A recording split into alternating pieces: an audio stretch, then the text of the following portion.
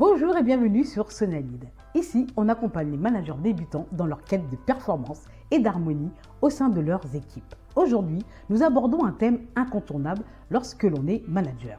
Comment gérer les relations interpersonnelles dans une équipe, que vous soyez face à des conflits ou que vous souhaitiez renforcer la collaboration et la cohésion d'équipe. Ces conseils sont faits pour vous. Préparez-vous à découvrir des stratégies concrètes pour instaurer un climat de confiance et d'épanouissement dans votre équipe. Pourquoi la gestion des relations interpersonnelles est importante? Une équipe fonctionne comme un organisme vivant. Si les relations entre ses membres sont saines, l'efficacité et le bien-être augmentent, l'enthousiasme et la collaboration s'en trouvent renforcés. S'il y a des relations tendues ou mal gérées, cela peut conduire à une baisse de motivation, créer des conflits et engendrer des résultats en demi-teinte.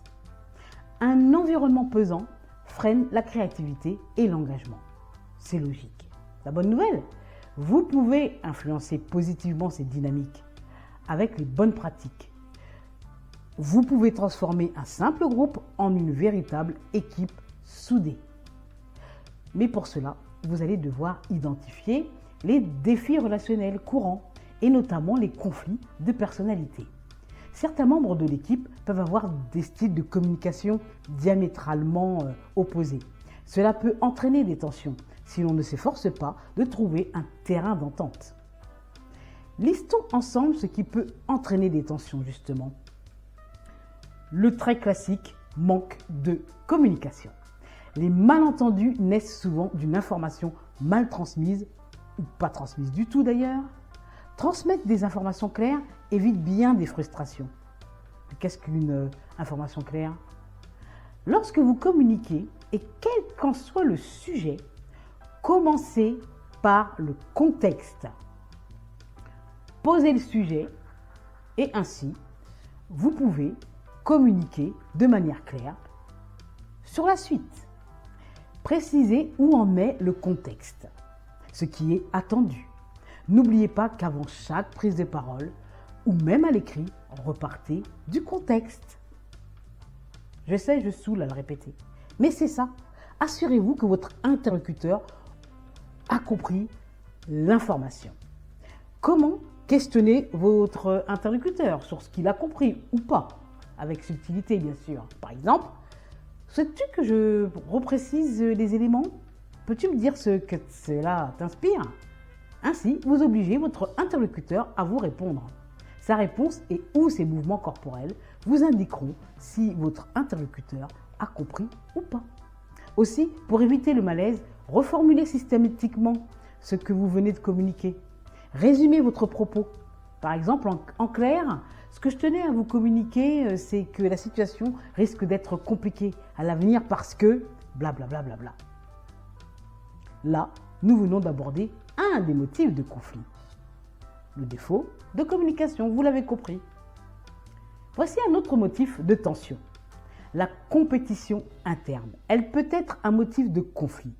Trop de compétition peut générer de l'animosité et casser l'esprit d'équipe. Trouver un équilibre entre ambition individuelle et succès collectif est essentiel. Un troisième motif de tension. Les préjugés ou incompréhension culturelle, surtout dans les équipes diversifiées. Ces défis peuvent créer des barrières si on ne les aborde pas avec tact et respect. Vous êtes manager, c'est de votre responsabilité d'être vigilant en luttant contre les discriminations. Vous devez immédiatement stopper les propos ou comportements désobligeants ou malveillants de type sexiste, raciste ou même physique et autres. Alors, comment gérer et améliorer tout cela? Il y a 5 stratégies pour une meilleure gestion des relations interpersonnelles. Premièrement, encourager une communication ouverte. Installer des réunions régulières pour partager des idées et des feedbacks. Créer un espace où chacun se sent à l'aise pour exprimer ses opinions. Rappelez que toutes les opinions comptent. Favoriser une culture où chacun se sent écouté renforce la confiance et la responsabilisation. Développer l'écoute active au sein de votre équipe. Prenez le temps d'écouter vos équipes sans interrompre vos collaborateurs. Faites preuve d'empathie et montrez que vous valorisez leur point de vue pour montrer que vous avez compris. Cela clarifie les discussions et prévient les malentendus. Troisième stratégie, gérer les conflits de manière constructive. Aborder les problèmes rapidement pour éviter qu'ils ne s'enveniment. Rester proactif est souvent la meilleure des solutions. Évitez de gérer passivement les tensions dans l'équipe si vous ne voulez pas voir les choses s'enquister. Utilisez une approche orientée solution. Comment pouvons-nous résoudre cela ensemble? Voilà, vous favorisez le dialogue pour trouver un compromis gagnant-gagnant. Quatrième stratégie, renforcer la cohésion d'équipe. Organisez des activités team building pour créer des liens en dehors du cadre professionnel. Ces moments de détente renforcent les liens humains. Célébrez les succès collectifs et individuels.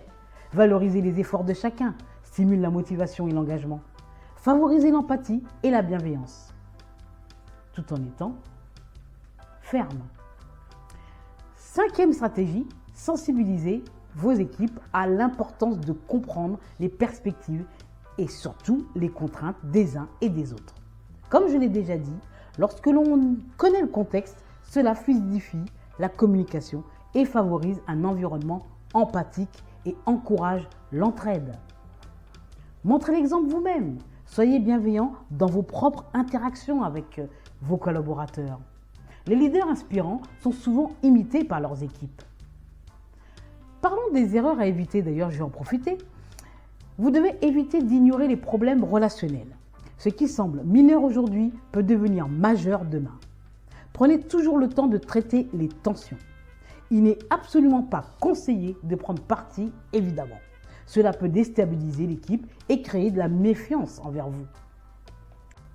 Gardez une approche neutre et juste. Il ne faut pas négliger la diversité. La richesse des équipes diversifiées repose sur l'acceptation des différences. Encouragez l'éducation et l'échange pour surmonter les préjugés. Maintenant, nous allons en venir à la conclusion. Pour résumer, gérer les relations interpersonnelles dans une équipe n'est pas une science exacte, on est d'accord, mais une pratique constante avec de la communication, de l'écoute et une dose de bienveillance. Vous pouvez transformer votre équipe en un groupe soudé et performant. N'hésitez pas à réévaluer régulièrement les dynamiques et ajuster votre approche pour répondre aux besoins de chacun. Si cette vidéo vous a été utile, pensez à mettre un like, à vous abonner et à partager vos propres astuces en commentaire. Merci de m'avoir suivi, actionnez la cloche pour ne rien manquer et à très bientôt sur sonallead.fr. Je vous propose d'autres conseils de management. Et n'oubliez pas, vous n'êtes plus seul.